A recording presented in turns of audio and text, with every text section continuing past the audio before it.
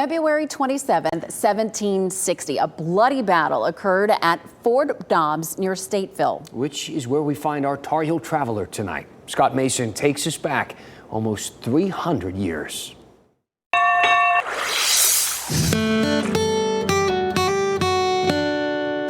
(1750s), Statesville, Fort Dobbs, and nearly 300 years later, Fort Dobbs. It's a fabulous structure. A solid structure. Well, it was quite a challenge. A challenge recreating, rebuilding the original fort. Keep in mind the 16 by 20 logs had to come out of the tree and be straight. 2 tons for one log. You could knock it over with anything. Which was the whole idea of the original formidable fort, built in 1756 during the French and Indian War. Governor Dobbs was convinced that the French were going to attack. And not just the French, but the Indians, the Native Americans.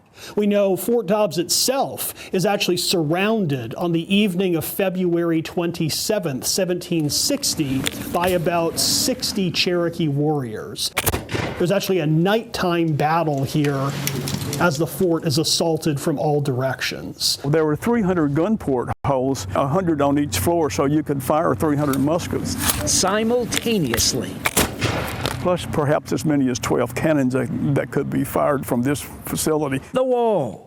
This corner here allows you to protect this wall and also protect the other wall. The doors that opened from the left. The vast majority of men are going to be right-handed, and if they come up and they take their left hand and they're trying to pull the door open, they can't jam their rifle with their right hand into the fort and shoot you. The moat, or what's left of it. To think this ditch was built in the 1700s, I mean, granted, it's only a ditch, but that's impressive.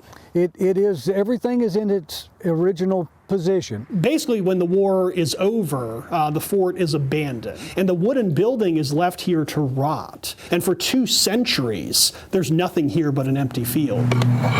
But volunteers began to carve out a plan. Rebuild the fort. When this fort was built, it lasted 7 years. We had to build it to last through several generations, we hope. They based their plans on meticulous research, plus the findings of archaeologists who had probed this ground in the 1960s. Never did I think we'd build it in 2.5 years. Built largely with donations, completed in 2019. It was soundly engineered and it was built with precision. I think it's fabulous. We want to bring visitors into this space and get a sense of what it may have actually been like to be in the original Fort Dobbs.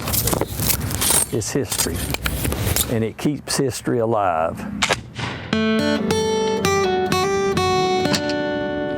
20 Cherokee warriors, 2 soldiers, and 1 child died in that battle at the fort 263 years ago today. Fort Dobbs is now a state historic site open to the public.